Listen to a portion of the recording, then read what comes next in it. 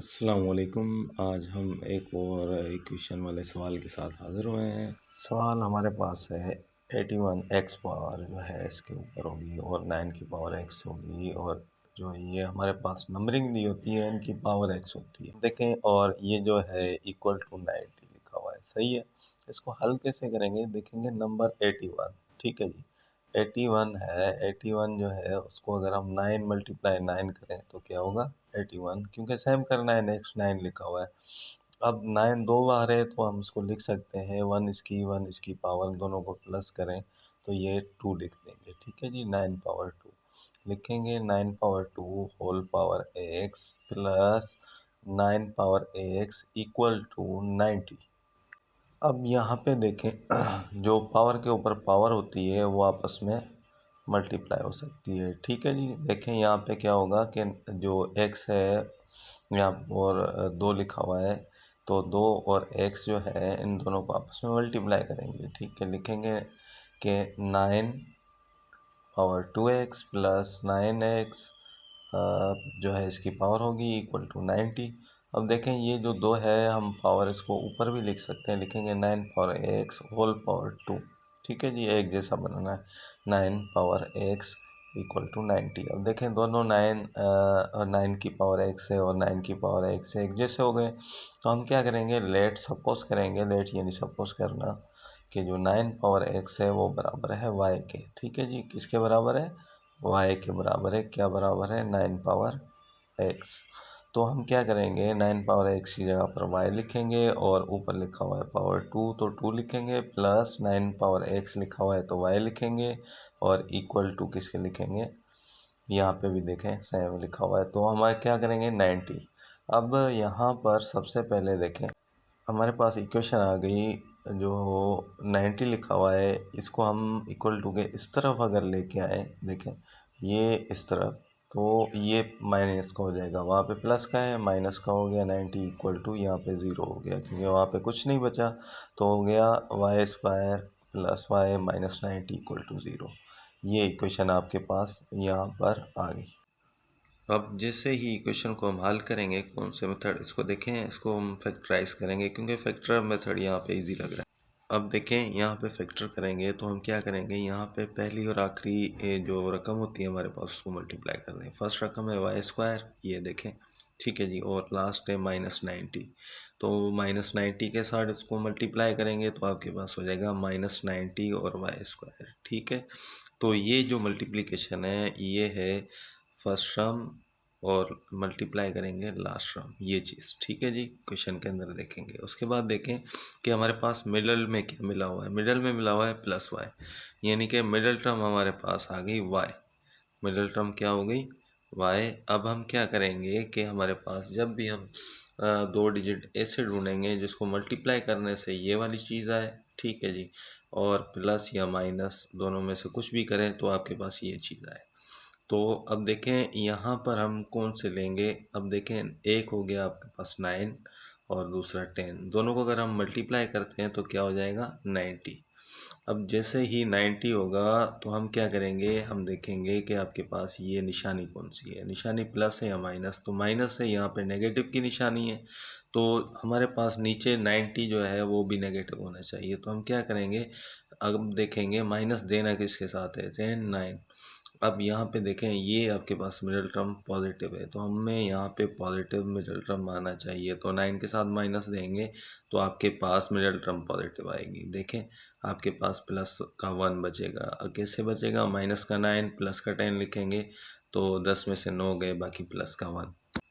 अब देखें आपके पास यहाँ पर वाई स्क्वायर लिखा हुआ है, तो दोनों के साथ वाई वाई लिख देंगे, तो आपके पास वाई और वाई मल्टीप्लाई होके क्या हो जाता है, वाई स्क्वायर। तो इसलिए लिखेंगे माइनस 9y प्लस 10y। ये आपके फैक्टर्स आ गए जो आपके आने थे। ठीक है जी, इस इक्वेशन के अंदर पुट करेंगे मिडिल टर्म की जगह जो हमने उसको ब्रेक किया था। ठीक है, अब कैसे करेंगे देखें, यहाँ पे सबसे पहले लिखेंगे वाई स्क्वायर। ठीक है, अब यहाँ पे हम फैक्टर्स लिखेंगे 9y प्लस 10y। अब ये कहाँ किसको ब्रेक किया था, इस वाली रकम को। ठीक है जी, ये है आपके पास मिडल टर्म और इसको हमने तोड़ा था, फैक्टर्स के अंदर ब्रेक किया था।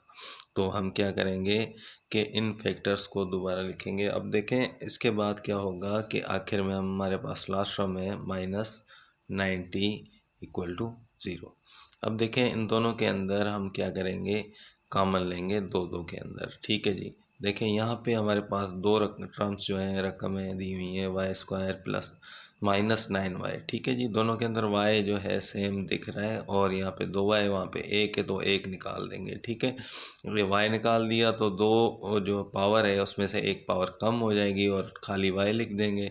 और -9 एक ही पावर है, एक ही पावर जो है वो बाहर आ गई तो आपके पास हम यहाँ पे y नहीं लिखेंगे। फिर यहाँ पे हमारे पास प्लस है और प्लस की निशानी दें। यहाँ पे देखें, यहाँ पे लिखा हुआ है 10 और यहाँ पे 90। ठीक है, यहाँ पे 9 टाइम टेबल जा रहा है, इस पे 1 टाइम कौन सा टेबल, 10 का।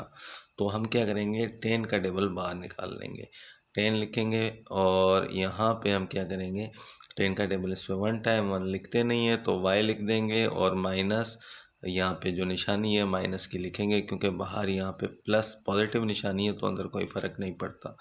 तो यहाँ पे 9 टाइम 90 पे टेबल जाएगा और इक्वल टू 0 लिख देंगे। ठीक है जी, तो ये आपके पास आ गए। तो अब यहाँ पे अगेन देखें y-9 जो है आपके पास सेम दिख रहा है, यहाँ पे भी y-9 जो है सेम है।